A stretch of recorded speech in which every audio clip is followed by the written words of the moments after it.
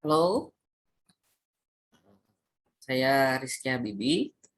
Saya akan eh, menunjukkan kepada Anda bagaimana menyelesaikan pertidaksamaan.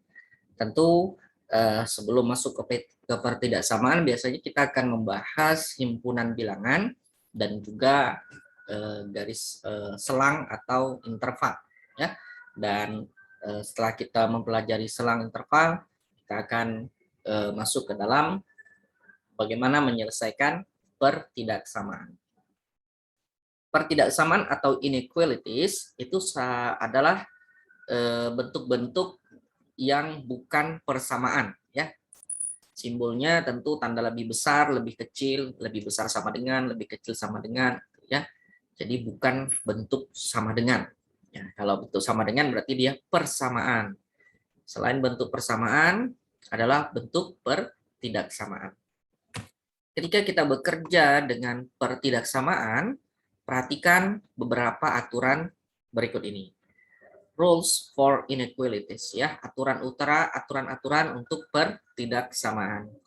Jika A lebih kecil dari B, maka A ditambah C lebih kecil dari B ditambah C. Jadi ketika kita menambahkan suatu bilangan di sebelah kiri atau di sebelah kanan dengan bilangan yang sama, artinya itu tidak mengubah tanda. Tanda pertidaksamaannya tidak berubah, lihat sama gitu ya. Kita menjumlahkan dengan bilangan yang sama. Bagaimana dengan pengurangan, Bang? Tentu pengurangan itu kan sebenarnya penjumlahan juga, tapi penjumlahan dengan bilangan negatif. Jika kita menjumlahkan dengan nilai C, tapi C adalah bilangannya negatif, tentu kan kita mengurang, gitu ya. Jadi di sini untuk tidak memperbanyak, hanya membatasi yang perlu kita ingat. Jadi pengurangan itu sudah termasuk dalam penjumlahannya, ya. Kemudian ada bentuk A lebih kecil dari B, kemudian C lebih kecil dari D, maka ketika kita menjumlahkan A dengan C, dan A dan C ini sama-sama bilangan yang kecil dari B dan D, gitu ya, maka penjumlahannya bilangannya tidak berubah. Lalu kalau A lebih kecil dari B dan C lebih besar dari 0, maka perkaliannya tidak mengubah tanda pertidaksamaan. Kenapa? Karena C-nya positif. Bilangan positif adalah bilangan yang lebih besar dari 0, ya. C lebih besar dari 0 berarti bilangan positif. Ketika kita mengali ruas kiri dan ruas kanan, kita kali dengan bilangan yang sama, maka pertidaksamaan itu tidak berubah tandanya. Kalau lebih kecil tetap lebih kecil, kalau lebih besar tetap lebih besar. Nah, berbeda dengan yang nomor 4, ketika kita mengalihkan A dan B, ruas kiri dan ruas kanan, kita kali dengan sebuah bilangan yang negatif, lebih kecil dari 0, maka tandanya berubah. Kalau lebih kecil berubah menjadi lebih besar berubah menjadi lebih kecil. Ketika kita mengali ruas kiri dan ruas kanan dengan bilangan negatif. Oke, kita perhatikan nomor 3 dan 4. Dan nomor 5, ketika A dan B sama-sama positif, 0 lebih kecil dari A lebih kecil dari B, maka 1/A lebih besar dari 1/B. Jadi kalau kita membuat A lebih kecil dari B, kemudian masing-masingnya kita buat dalam bentuk ya, 1/A dan 1/B, maka tandanya berubah. Ya, ini logik sekali. Misalnya 2 lebih kecil dari 5, benar ya? 2 lebih kecil dari 5. Tapi kalau kita buat dalam bentuk 1/2 dan 1/5, tentu 1/2 lebih besar dari 1/5. Nah, demikian maksud dari poin 5, ya. Nah, aturan-aturan ini tentu menjadi panduan kita, menjadi pola ukur kita, menjadi dasar, menjadi aturan yang kita pegang dalam menyelesaikan persoalan-persoalan pertidaksamaan. Nah, ada catatan di sini. Arah pertidaksamaan tidak berubah bila dikali dengan bilangan positif, dan arah pertidaksamaan, arah itu maksudnya lambangnya ya, bila dikali dengan bilangan negatif. Ini tadi poin 3 dan poin 4 ya, itu di garis bawah. Kita ambil contoh, kita bahas sebuah contoh pertidaksamaan dan kita mau selesaikan. Jadi kalau diminta selesaikan, cari solusi pertidaksamaan, berarti kita mencari himpunan atau interval dari X yang cocok untuk pertidaksamaan yang dimaksud. Contohnya ada sebuah pertidaksamaan ya. 1 tambah X lebih kecil dari 7X tambah 5. Kita mau cari nilai X berapa saja yang cocok masuk kemari. Tentu kita tidak menggunakan pengujian satu-satu, gitu ya. Jadi kita harus selesaikan dengan ya sederhana nih penyelesaiannya. Kita lihat. Kita tulis ulang soalnya seperti ini, kemudian kita lakukan pengurangan kedua ruas dengan 7X. Jadi ini supaya di sebelah kiri X-nya tersisa ya. Kalau kita di SMA mungkin kita pernah belajar tentang 7X-nya pindah ke kiri jadi negatif, dikurang gitu ya. 7X positif pindah ke kiri jadi negatif. Kemudian di sini 1 gitu ya, pindah ke kiri jadi negatif. Itu boleh ya, itu sudah masuk dalam cara cepat.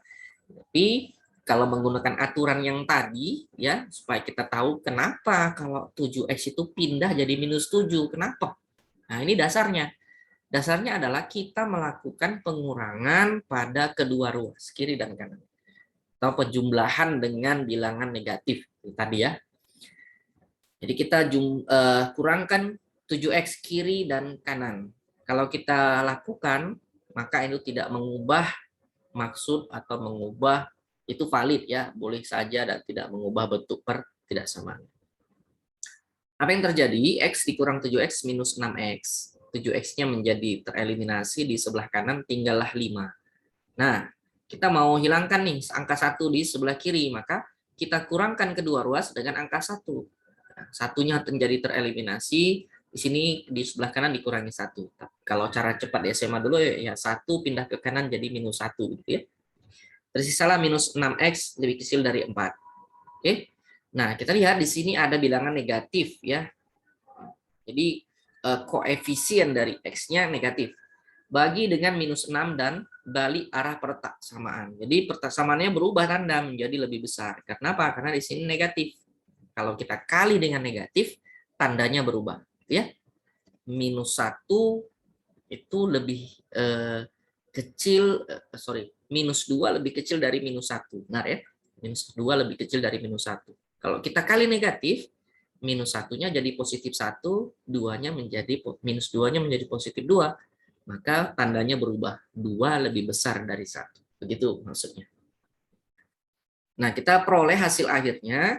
Ya, kita peroleh hasil akhirnya X lebih besar dari -2/3. Jadi kalau kita di SMA dulu kita buat -6X lebih kecil dari 4, berarti 4 per -6 ya, tandanya berubah.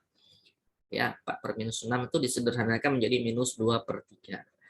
Nah, kita dapati X lebih besar dari -2/3. Bagaimana menuliskan simbol intervalnya? Nah, kita tulis bentuknya seperti ini. -2/3, X-nya lebih besar. Berarti dia adalah batas bawah. Oke. Batas atasnya apa? Tidak ada, berarti batas atasnya adalah tidak terhingga.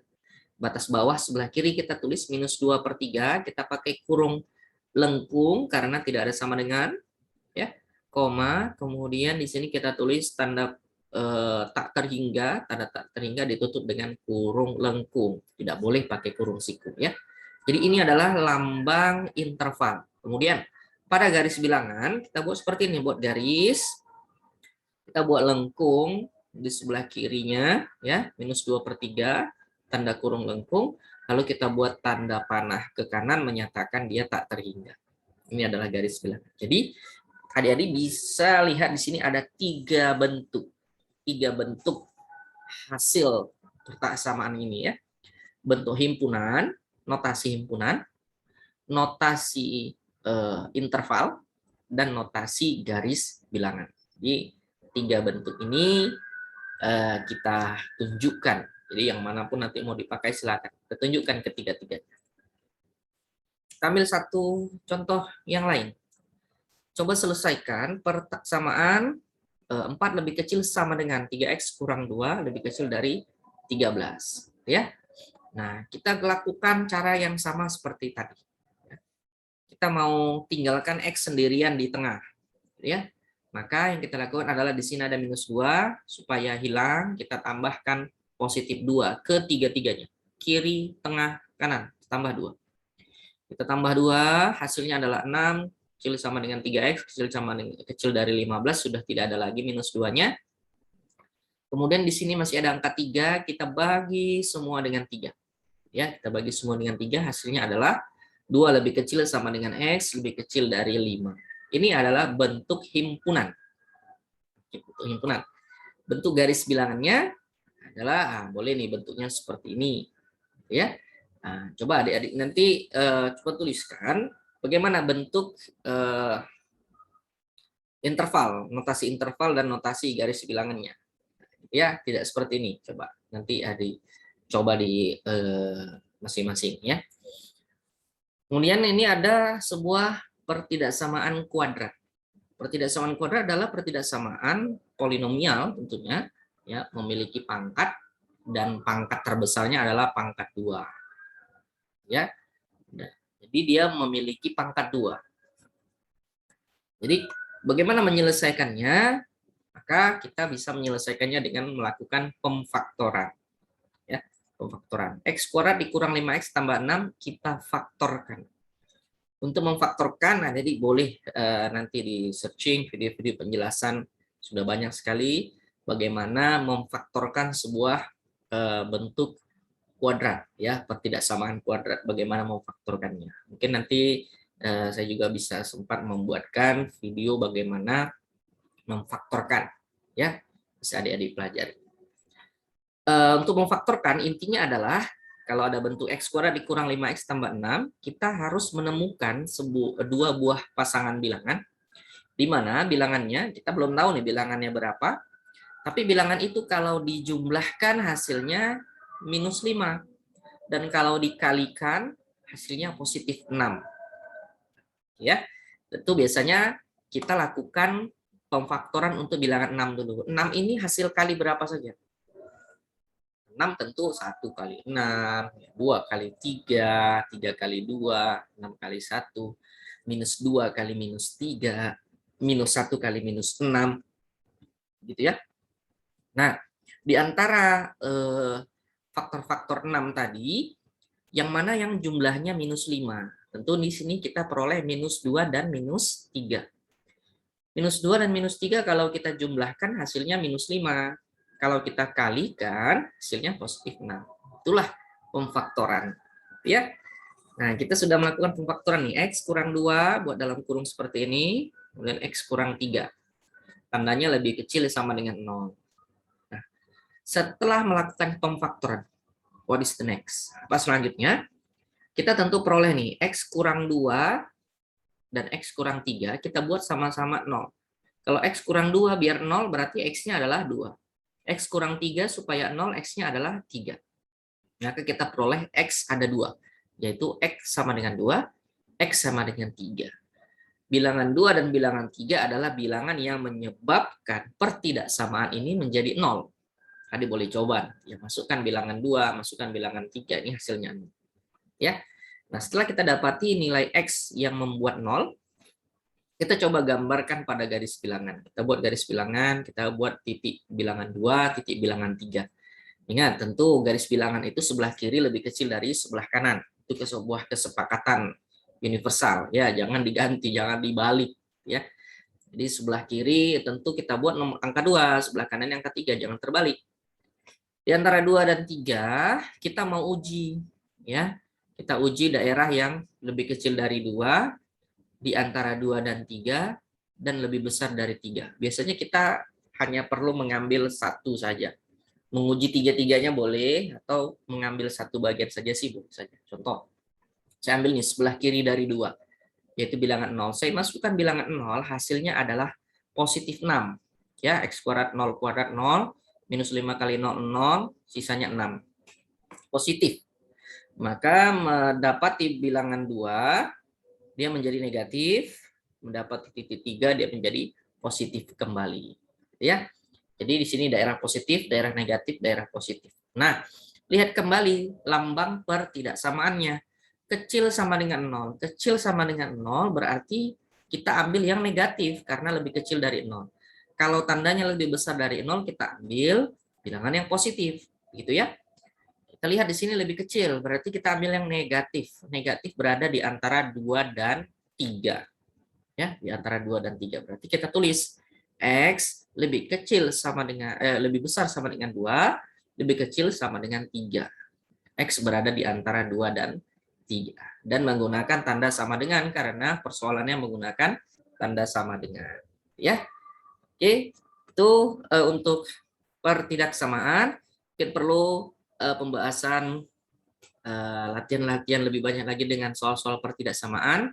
Ada banyak soal-soal pertidaksamaan yang bisa kamu dapatkan penjelasan videonya melalui internet, melalui YouTube. Nanti saya akan share juga bentuk-bentuk apa namanya pertidaksamaan, ya, bentuk kuadrat, bentuk akar yang bisa kita selesaikan. Namun untuk saat ini dulu bentuk pertidaksamaannya, ya, sampai dengan pertidaksamaan kuadrat. Oke, demikian. Terima kasih. Untuk penjelasan berikutnya kita akan bahas di video yang lain. Terima kasih.